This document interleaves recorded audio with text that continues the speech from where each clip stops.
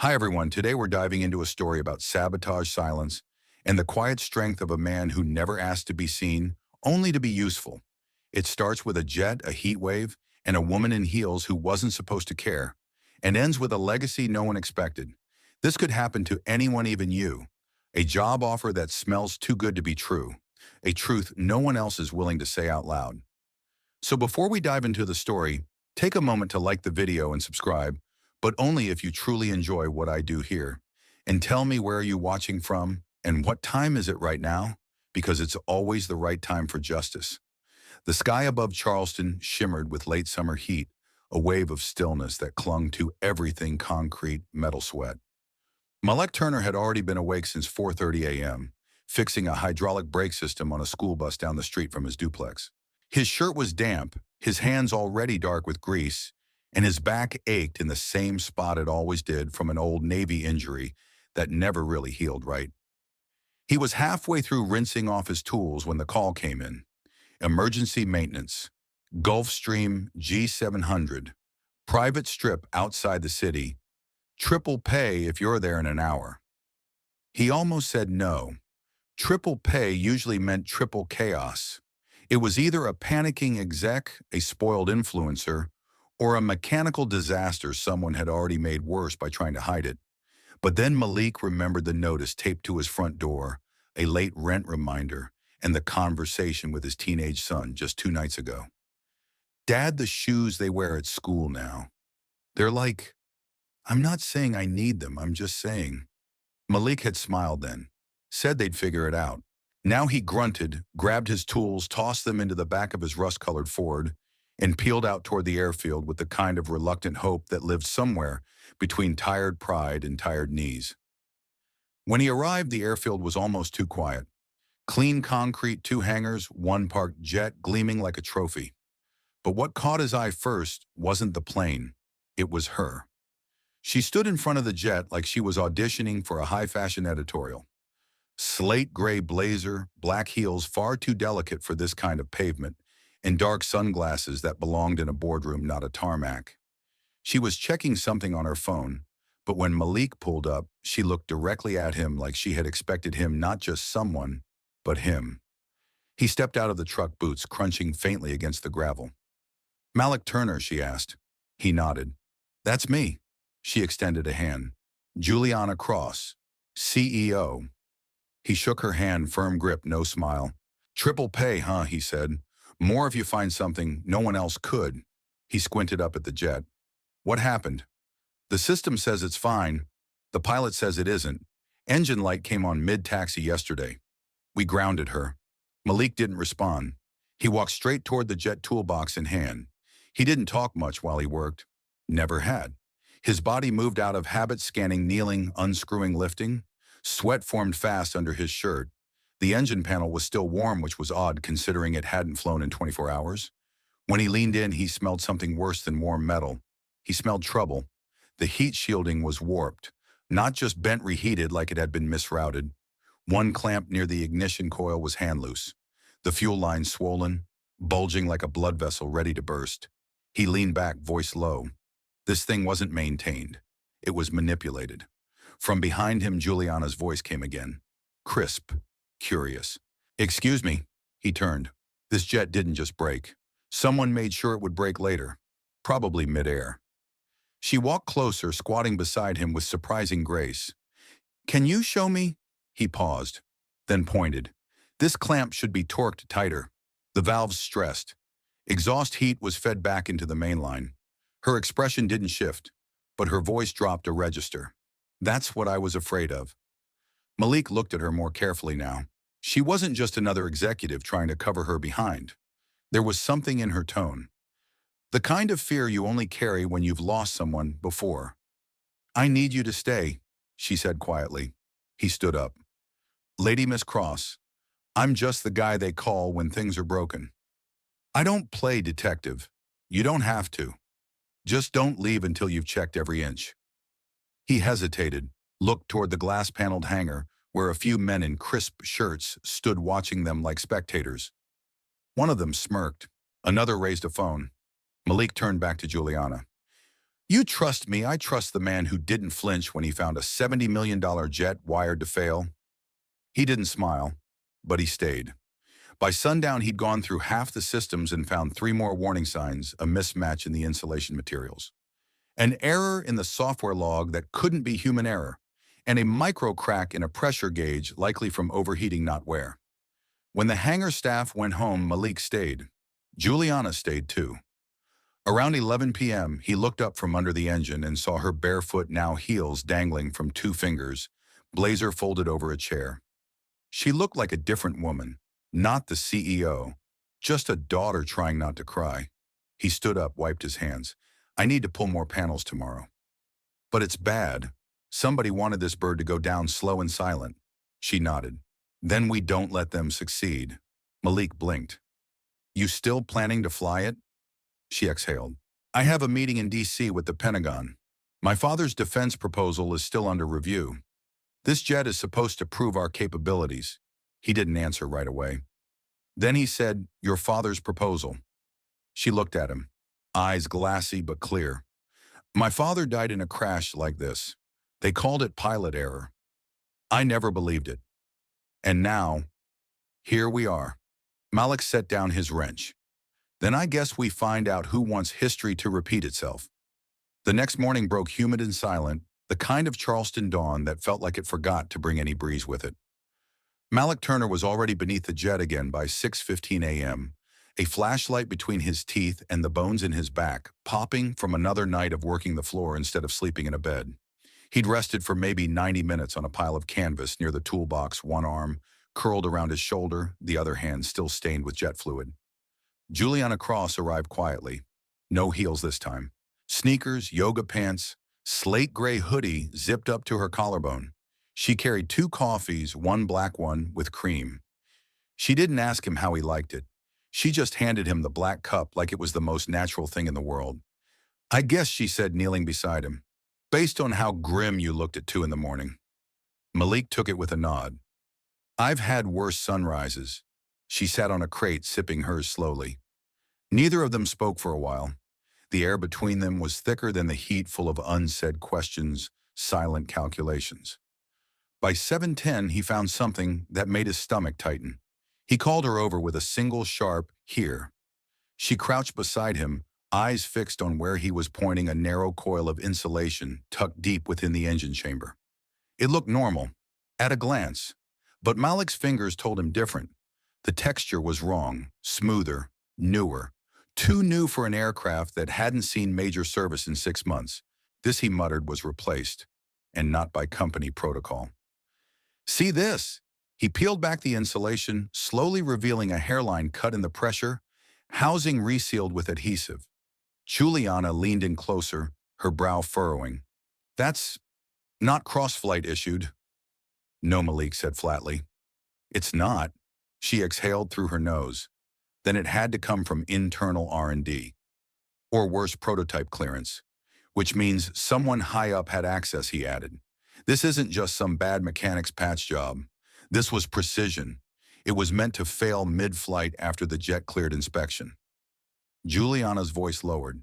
They wanted it to pass every test, then fail when it couldn't be traced. Malik stared at her. And you still want to fly this? No, she said softly. Not anymore. Silence returned. But this time it was shared. Later that morning, they retreated into the hangar's side office. The lights buzzed dimly. An ancient mini-fridge hummed in the corner.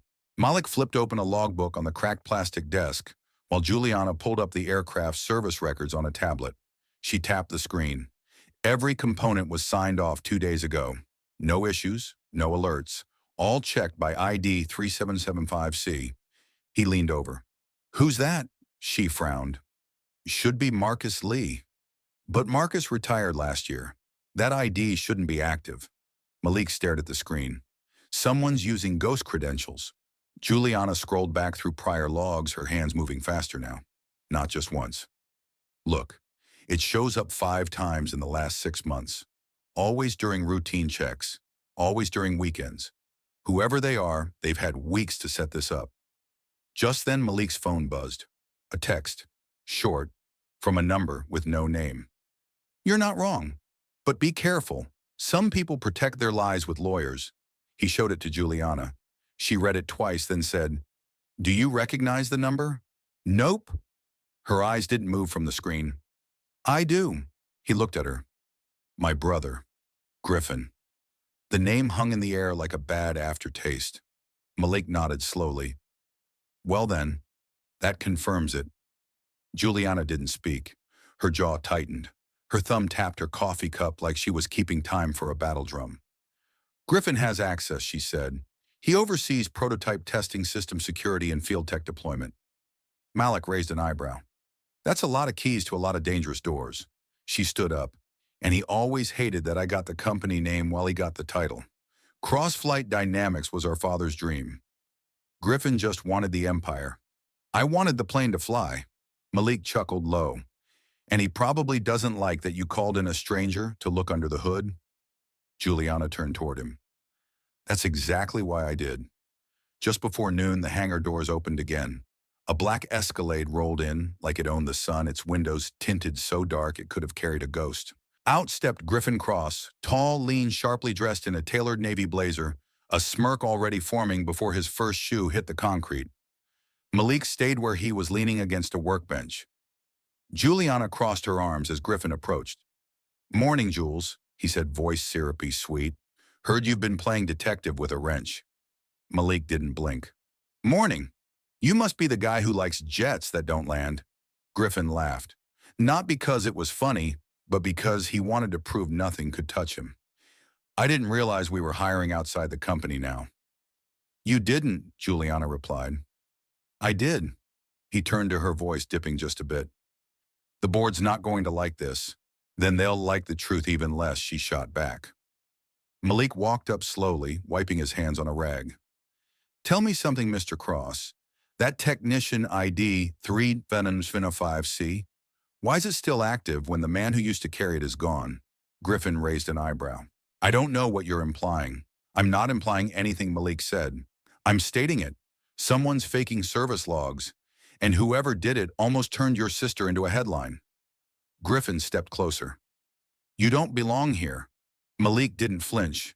"Neither does sabotage." That landed like a slap. Juliana stepped between them. "Enough. This ends today." Griffin glared at her. "You always did love your projects." "I love truth," she replied. "And I don't care if it crawled out of a toolbox or a trailer. If it saves lives, I'll follow it." Griffin laughed again, but this time it was nervous. "You'll destroy this company trying to play hero." She stared him down. "No, I'll save it and bury the ones who tried to turn it into a coffin." Griffin turned on his heel and walked away. Not fast, not slow. Just enough to show he thought he still had time to cover his tracks. He didn't, because someone else had just entered the hangar, and he was carrying the truth. He walked in like a shadow with a purpose, steady, quiet, not looking at anyone until he absolutely had to. Wesley Grant, late 50s. Close-cropped salt and pepper hair, cross-flight dynamics patch on his navy blue coveralls, head of field operations. Former Air Force engineer, loyal, decorated, always silent, until now. Malik recognized him first, not personally but by reputation, the kind of man others whispered about, the one who got things done, the one who never complained, never cracked, the one you trusted because he never made waves.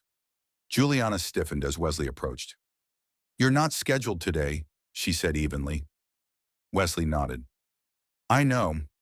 Malik stepped aside slightly instinctively, placing himself between Juliana and whatever this man might say next. Wesley reached into his breast pocket and pulled out a flash drive and a folded piece of paper. "I shouldn't be here," he said quietly. "But neither should that jet." Juliana took the items from his hand cautiously. "What is this proof?" he said. "And my resignation. I won't hide anymore." Malik narrowed his eyes. "You did the work?" Wesley nodded slowly. "Some of it. Not all. I was told exactly what to alter, what to bypass, what not to report. It wasn't my design, but I made it real." Juliana's voice trembled. "Who gave the order?" Wesley's jaw tightened. "Griffin." Silence stretched in the hangar like a taut rope ready to snap. Malik didn't look surprised, but Juliana, she didn't blink, didn't move, didn't even breathe for a moment. Wesley looked at her eyes, bloodshot but honest. I didn't want to. He made it clear. Either I modified the engine or he'd call in the debt collectors on my sister's medical bills. Stage 4. I couldn't say no. Juliana's voice dropped to a whisper. You endangered me. No, Wesley said quickly, shaking his head. I built the failure to be silent. Not fatal. A mid-air stall. Enough to ground you. Not kill you, I swear. Malik stepped forward now. That's still sabotage. Still betrayal. Wesley didn't argue. That's why I'm here. I'll testify. I've backed up the logs Griffin thought he wiped. I kept copies of the modified schematics. You'll have everything you need. Juliana swallowed hard. We can't protect you. I know, Wesley replied. But maybe you can protect the next person he tries to break. Later that afternoon, the three of them sat in the old break room just off the hangar floor. No one else was around. Just a dusty ceiling fan spinning weakly overhead. Malik's laptop open, the flash drive plugged in, Juliana pacing, Wesley staring at the floor. What they found on that drive confirmed everything. Each altered maintenance report, each modified calibration, each login timestamp under the Ghost ID, all traced back to systems Griffin personally controlled. Even more damning, one security footage clip, grainy but clear, showing Wesley entering the hangar alone at 2:37 a.m., 4 days ago, and another man, Griffin, entering 11 minutes later, handing him a folder and whispering instructions off camera. Juliana stopped pacing. This is it, she said. This ends now. Malik looked up. You're going to the board, she nodded. And the FAA, the Defense Oversight Committee. Maybe the press if I have to. Wesley stood slowly. Whatever happens to me, just make sure Griffin doesn't get away with it. Malik walked with him to the exit. You did wrong, he said, but you're trying to make it right. That counts for something. Wesley paused at the door. So did you, Turner. You could have walked away. Most people would have. I've walked away before, Malik said quietly. Didn't like how it felt. That night, Juliana called for a private board meeting. No media, no executives. Just her, the top stakeholders, and Griffin invited, but unaware of what was coming. She walked into the conference room wearing the same steel gray dress she wore the day her father was buried. No jewelry, no makeup, no pretense. Malik didn't go with her. He stayed in the hangar, tightening bolts on a hydraulic brace, like the aircraft's life still depended on it. Albert, the older mechanic who rarely spoke more than 3 words, walked in holding a bottle of sweet tea. She gonna do it? He asked. Malik nodded. She's in the room now. Albert whistled. Takes guts, burning down your own house just to kill the termites. Malik looked up. She's not burning it. She's rebuilding it. In the boardroom, Juliana dropped the flash drive onto the table. Gentlemen, she said, there was an attempt to sabotage a prototype test aircraft. Had the failure gone as planned, I'd be dead. And this company would be mourning a mechanical malfunction just in time for our next round of defense contracts. Griffin's voice cut in calm and slick. You don't know what you're saying, Jules. She turned to him. Don't I? She played the footage, laid out the logs, displayed Wesley's signed confession, and then she said what no one in that room expected. I'm not asking for approval. I'm telling you that Griffin Cross is to be suspended immediately pending full investigation. If you refuse, I'll take every ounce of this to the FAA, DOJ, and media. A long silence. Then one board member cleared his throat. You're serious. Juliana's eyes narrowed. I'm alive because a mechanic cared more about truth than his paycheck. I won't let that kind of loyalty go unnoticed while this company rots from the top down. In the hangar, Malik looked at the jet one last time before wiping his hands clean and leaning against the wall. He didn't need to be in the room to know how it would end. She had enough, and he trusted her to finish it. The message came at exactly 5:08 p.m. Board vote complete. Griffin suspended. Full investigation launched. J.C. Malik read it once, then again. Then he slid the phone back into his pocket without a word and returned to tightening the final bolts on the jet's stabilizer system. Albert, now perched on an upside-down bucket with his arms crossed, nodded as if he could feel the shift in the air without seeing the screen. So the old mechanic drawled, It's done, Malik gave a slow nod. Not done, he said, but the first domino fell. Back inside the cross-flight tower, Juliana stood on the 43rd floor, looking out across Charleston. The city was bathed in amber light sunset, catching the edges of steel and glass, everything glowing like a promise. Her blazer was off, her hair tied back. The adrenaline was crashing fast, but the rage had nowhere to go yet. A soft knock at the door. She turned. Wesley stood there in civilian clothes, a small leather folder in his hand. You said you needed the physical copies too, he said. She took them gently. Thank you. He hesitated before turning. Miss Cross. She looked up. You'll still report this, right? Even now that Griffin's out, she met his gaze. I gave my word. As Wesley left, he passed Malik on his way in. The two men nodded, nothing needed to be said. Mutual recognition. One had taken the first wrong step. The other had refused to take it. Both had chosen truth now. Juliana was seated behind her desk, flipping through documents when Malik walked in.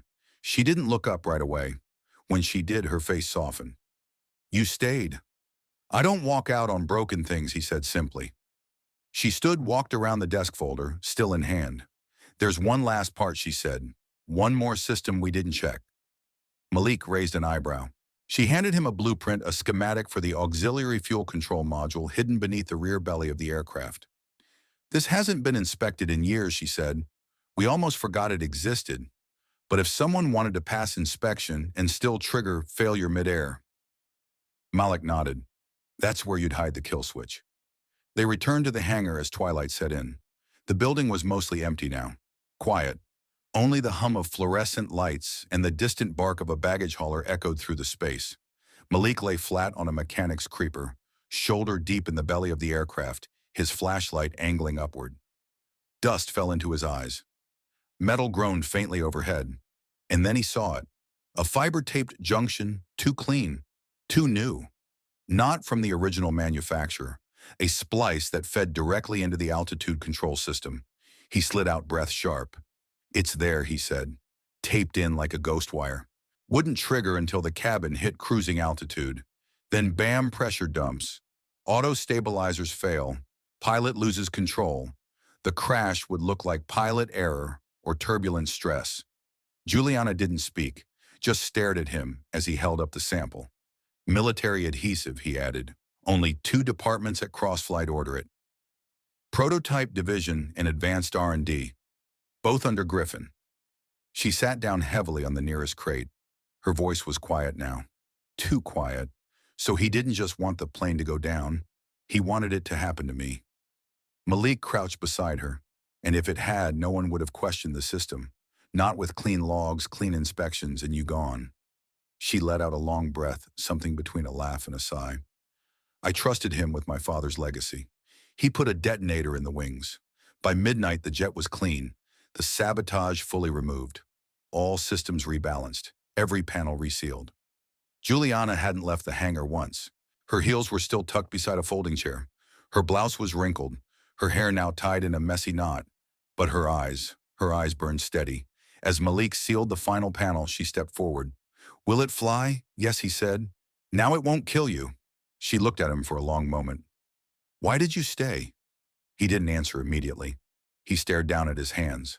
Scarred, greasy, worn. Then he said, because someone needed to care more about the person in the seat than the price of the fuel. She blinked once. That's exactly what my father would have said. The next morning, Crossflight held a press conference, not to brag, not to pitch, but to confess. Juliana stood behind the podium, no teleprompter, no PR assistant. She wore a gray blouse and black flats.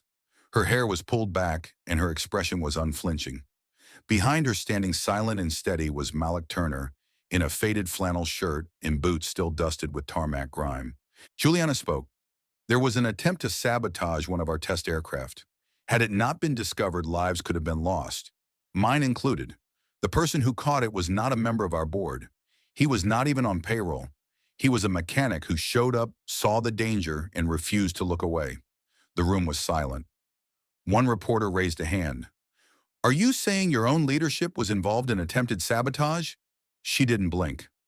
I'm saying that silence almost cost me my life, and I won't let it cost anyone else theirs. Another voice called out, "Is this the man who saved you?" Juliana stepped aside. Malik took one step forward. No notes, no speech, just him. "I didn't come here to be a hero," he said. "I came because something was broken. And when you know something's broken, you fix it, even if no one's watching." A beat passed.